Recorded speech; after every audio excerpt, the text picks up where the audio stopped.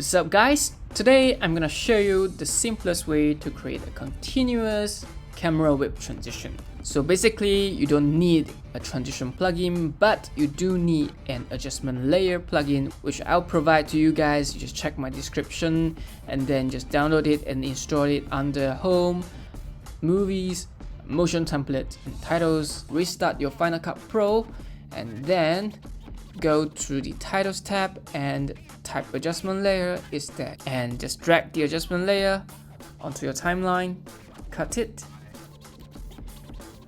Yep, something like this. And this one actually is applicable for various length of videos, and with just a simple touch you can replicate this adjustment layer as transition. So after you've already put the adjustment layer over here, I want you to minimize the inspector window, something like this, and then go to the inspector here and scale in. I'm going for 120% scale, something like this, and create a keyframe at position. And remember, this is on the adjustment layer itself and not the video clip below the adjustment layer.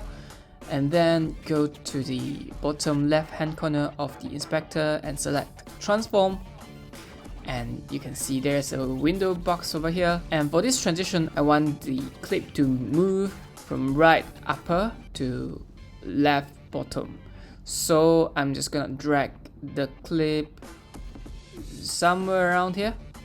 Yep, and then go to the end of the clip, go back one frame and drag it all the way down. Yeah, something like this. Go to the front of the clip, you see this arrow over here, press command, hold it, and yep, you can see that there's a line created. You just drag the line all the way till it reaches this arrow over here. Let's show the effect that I've already created. Something like this. You have to add in different effects. So basically, the standard way to do it is just to add a directional video effect. So I'm just gonna drag it and put onto the adjustment layer, and go to the start of the clip, the adjustment layer, and create a keyframe first.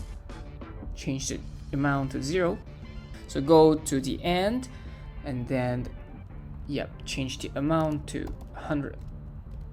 It's not as good because it starts blurring out in the middle.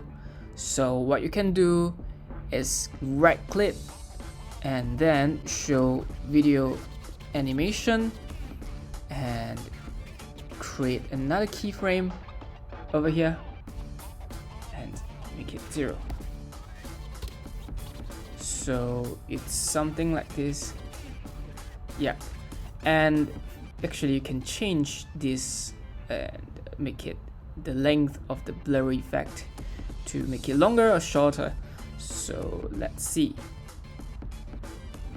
something like this. So for me personally, I prefer this to be a little bit shorter. So that's the final result of the first transition.